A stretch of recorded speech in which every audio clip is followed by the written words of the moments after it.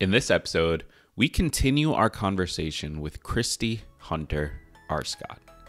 Get excited because this is Tiny Leaps, Big Changes.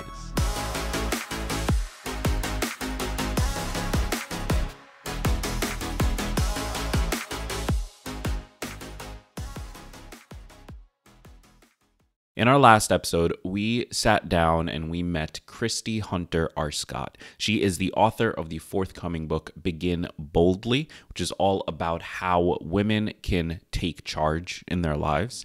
She's also a Rhodes Scholar and an overall genuine and amazing human being. We talked all about her story so far, how she got to this point in her career, and why gender equity is such an important conversation for her. And in this episode, we're going to be diving a little bit deeper. We're going to be talking about her views on what she calls strategic risk taking. That is, how can you, rather than mitigating risk, which sounds inherently negative, approach risk from a positive perspective, approach risk from something that is considered, something that makes sense, and something that you've thought through the obstacles and the outcomes. We also talk about how to, once you've thought through it, once you've made the plan, actually get started and how to actually take that first step, how to, in Christie's words, begin boldly. So this is a phenomenal conversation, one that I had a lot of fun having. I do want to remind you, if you want another part, so you want me to bring Christie back on, leave a question in the comments on the YouTube video. And what I'm going to do is I'm going to collect those questions, invite her back on. We'll do another part where she answers your questions directly. So the YouTube link is in the description of this episode. Make sure you check that out and leave your question. So I'm sitting down with Christie. So in our last episode, you brought up this conversation around strategic risk taking. Yeah. Could you, before we dive into it, could you just lay out for that, like what does that mean? Yeah. So it goes back to a little bit of what we were talking about before, is it's not enough just to tell women, go out or be bold, or any individual, just take all risks, all caution to the wind. You can do anything you want to do. You know, we'd be doing a disservice to society if we're doing that. And really what this book is creating calibrated tools to help women take intentional risks. So what that means is providing you with a method or framework. And one thing I was recently talking about in an interview was that I'm not telling you, Greg, you've never been paragliding. I'm not telling you to put on a paraglider and a blindfold and jump off the highest mountain and just like, go for it, be bold. I'm saying you probably need a method and a framework and the right tools to learn how to take risks. And this book is your custom tool. So strategic and intentional risk-taking means actually having a method to assess the risk and thinking about it. So I introduced this bold moves method, which is essentially assessing your motivation, the opportunity and opportunity cost, your future state vision for the best case scenario, because we've got to counteract our brain's tendency to think about the worst case scenario, coming up with an end game plan, whether something goes well or doesn't, what are the outcomes looking like, and then thinking about our support structure, because I was recently talking to someone and I said, I think this whole narrative around people being self-made is so fascinating, but we live in an interconnected world. And even if you feel like you were functioning without anyone else around you, unless you were on an island by yourself, you're not. And so we can't underestimate the importance of support as we look at creating bold careers, which require risk, require failure, require learning and moving forward. Don't get me started on the question of being self-made or not. I'm sure you love those self-made lists, right? Fantastic. So break that down for us a little bit. Do you have any examples you can pull from of like what strategic risk-taking looks like in practice? Yeah, I mean, there's so many. I think it's like, do you mean like how you would apply the framework specifically? Yeah, like say I want to make whatever change, like how would I approach it from a strategic? Okay. So I will give you an example of making the decision on whether to take the risk of writing my book, just to put it, like, make it personal. And ultimately I have to decide whether this is a risk worth making. So first, when I'm thinking about it, I'm like, what is my motivation? And if I can't figure out a motivation that matters, it's not going to, serve any purpose. So one red flag is looking at yourself just in comparison to others, or a tick the box exercise or something, because really when the going gets tough and you've got that inner critic or self-doubt, you need to come back to your motivation, and it won't maintain momentum if it doesn't matter. So for me, it wasn't just I had to do something, why is it that I wanted to do this? And it all came back to really wanting to equip and empower women to build bold and brilliant careers in a way that is really applicable and actionable, is not just fluff and quotes and inspiration, but I heard from so many women, I want more than this is how I did it. This is how you can do it too. And that's what really, that motivation of equipping people with something practical and actionable really was strong. The next was the opportunity and opportunity cost. So one thing I always talk about is the power of language, and that language can either elicit action or inhibit action. So we shouldn't underestimate how we refer to things. And so when I say should I take the risk of writing a book? I suddenly think, risks are things that are meant to be managed or mitigated, or avoided, and really instead I reframe it as I have the opportunity to write this book. Should I take the opportunity of writing this book? And so framing it as an opportunity statement helps. But I also had to think about the opportunity cost, which is the O in the MOVES framework, which is realistically, let's have a real conversation. What am I going to have to give up? What am I going to have to say no to? All of those different aspects because of this. And I think we need to address some of those things to be strategic and intentional around risk. You have to address those up front. You can't pretend that those don't happen. There were a lot of things I had to give up in this process. Then the next is vision. What's my vision for the best future case scenario? Because our cognitive ways of thinking, we're often going to think about the worst case rather than the best case. So ground yourself in the best case so that you'll have more aptitude for risk.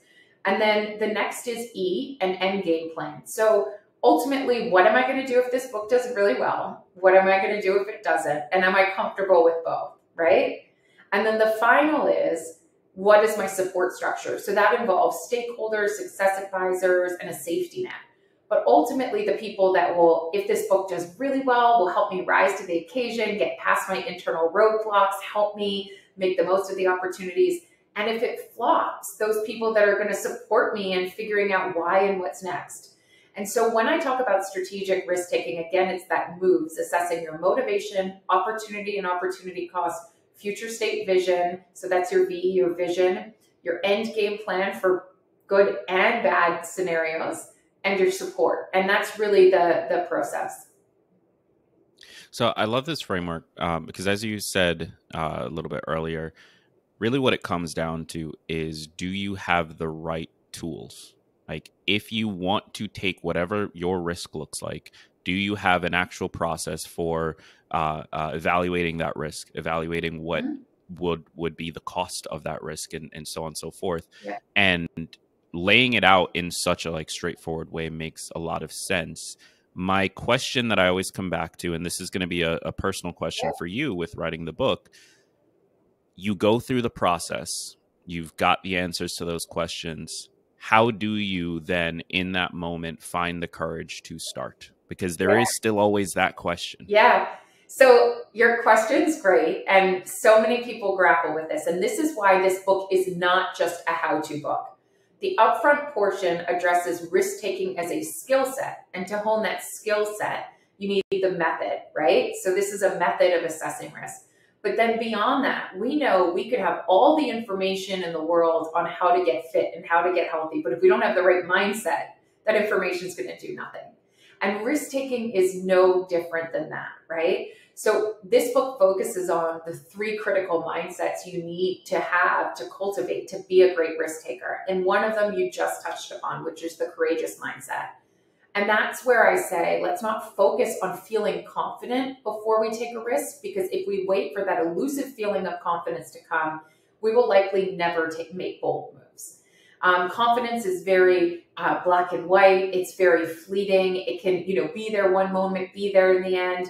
And it's so hard to quantify. But if I say, can I be courageous in the absence of confidence? That helps people move through that fear, move through the uncertainty, and have more of an appetite for risk. Yeah. So break that down a little bit for us. What in your mind is the distinction between courageousness and confidence? Yeah, so it's really interesting. Confidence seems like such a feeling, an absolute, do I feel confident or not, right? But when you're courageous, it's almost like I have the courage to do X. It's such an action word. And it also doesn't depend on a feeling. You can be courageous while facing self-doubt, while facing lack of confidence. So really, I want people to focus on that feeling of courage, which means I can face fear, I can face self-doubt, and still make bold moves. It's hard to say I feel confident while facing fear, while facing self-doubt, while facing your inner critic, and what I want to say to people is this book is not about avoiding fear or avoiding failure. It's about what actions do we take in the face of fear, and when we fail, how do we recalibrate, grow, and continue to risk to build this really brilliant and rich career? So something that I'm now very curious about, what was your sort of like worst experience with failure, and how did you bounce back from that? Gosh, there have been so many. It's so hard to pick one. I think, okay, so this is an example of something very specific, but when I was growing up, I was severely asthmatic, and because of that, I was not good in PE class. I went back recently to my school and gave a talk, and the PE teacher is still there, and she was joking about her always trying to like run to get me and take me and worried about me going to the hospital. And now we look back and it's fine, but at the time it was really, really hard for me. And over the years, I built up my fitness and I worked on my breath and I used Ventolin and everything, and I became capable of running. And I remember as a child, I used to just run from like my gate to the gate next door to get better. And I had this perseverance. But then over the years, I started training and I thought, gosh, I want to run a half marathon. And I trained, and then on the day of the half marathon, it was one of the hottest, most humid days of the year. And I essentially got to a certain point in the race and I blacked out and I fainted. And anyways, it was a whole scenario that I actually haven't spoken about. So interesting question. And some people could think blacking out in a race isn't that big of a deal. But for me, academically, I did well in lots of ways growing up. And this was one of the biggest hurdles in my life, was getting myself to the point where I could actually manage my asthma and be an active individual. And so I remember almost blacking out and fainting. And then my husband picked me up and we walked into this house that was nearby. And I remember saying something, and I don't even remember, like, I'm always going to be that girl that's not going to pee. Like, I remember him telling, it was like that inner critic of that little girl at 5 that couldn't run in, sports day races, just came back at that moment. And it was almost paralyzing. Like, I felt like I never wanted to run again and I'd never find enjoyment. And the fact that in this moment of vulnerability where I didn't even because I think I had some level of heat stroke, I couldn't even recognize my husband, I couldn't use my phone. But then the one thing I was thinking about was, oh gosh, I'm always going to be here. And it's so crazy to me because I teach people about how to harness failure for growth. I talk about taking risks, and this was a risk for me. I talk about reframing our limiting beliefs, but in this moment of vulnerability, that came back to me. So it's really, for me, since then, it's been working through that and being like, what did this experience teach you? And when are you going to risk again? And so I've taken other risks in my life. I've spoken in front of thousands. I've traveled the world. I became an entrepreneur. I've had lots of failures along the way too. I've had proposals that didn't work out, negotiations that fell back on me. I talk about something backfiring, in the book. But this was such a personal one because of the struggles that I had as a child that I really had to dig deep to harness that to be able to run again. So it's okay if you don't have a real answer to this, but I'm purely just yeah. curious of your thoughts. Where does that need in all of us come from, of almost needing to like finish the circle, where you are obviously so accomplished professionally, academically, and I'm sure in so many other areas of your life. And there's this one area Yeah. that you struggled with as a child, and that means something to you because of it. But because at least at that point, you had never sort of like felt like you accomplished what you needed, it still was this heavy moment for you, rather than realizing it doesn't really matter if you're like perfect in that way. You have all of these other amazing qualities. Like, where does that come from, where we need to fill the circle for ourselves? Yeah, it's a fascinating question too. So I think when I was younger, I fell more into the trap, and this is something I talk about, and I think particularly girls do this. A lot of the work of Carol Dweck and Rachel Simmons and others talk about this quest for perfection. And I definitely think when I was younger, I could have failed more than I did if I was a little bit older, because I wanted to continue that kind of circle and that, I'm going to get it right and I don't want to fail. And I prefer to get an A. And when I get an F, it's not input into improvement. It is, I am a failure. So it becomes this identity outcome conflation, right? But for this, I think for me, the running piece was not that I ever wanted to win a race, or be perfect by any sense, but running was one of the few things where it was horrifically difficult for me because of my asthma.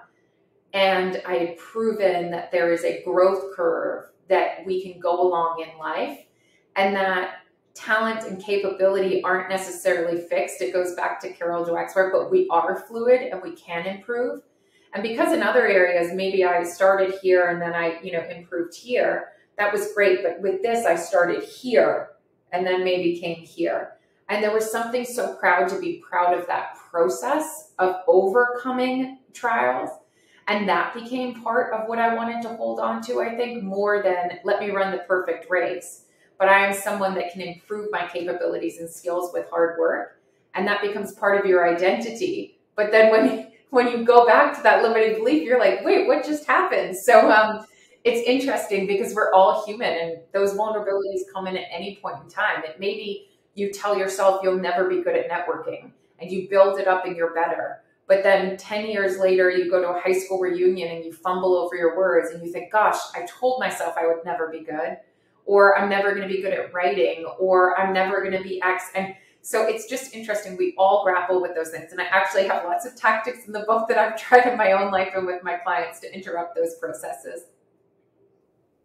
Yeah, it's almost more painful because since we had to work hard to improve them, we like own that part of our identity more. And so it's just like ripping it away from you in this like singular. Yeah. It's like, no, you thought you improved, but really you're just her, but really that's your brain just playing on you. So we also do something, and I talk about this as well with my clients, like confirmation bias. So instead of thinking about every time where I ran a race and I did well, or I had a great workout, or I felt strong, or my asthma didn't act up, I will isolate on the one or two instances that reaffirm this bias I had about myself when I was younger. And so we self-select the data points we use to confirm our own biases. So if you say to yourself, I'm never going to be good at dating, you're going to think about every single scenario where you dated someone and it didn't work out, and not think about the fact that maybe you had some meaningful relationships that contributed to who you are. So it's important to remember that our lens is skewed too. So that's it for part 2 of my conversation with Christie Hunter Arscott. Links to her website as well as to pre-order her book are in the description of this episode, and I highly recommend that you do so. I'm going to be picking up a copy for myself. Listen, if you've enjoyed this so far, 2 things. 1, be sure to come back for part 3. The final installment of my 3-part conversation with Christie. That's going to publish tomorrow. So come back wherever you're listening to or watching this right now. Come back for part 3. You're not going to regret it. And then 2, the second ask for you, I want to hear from you.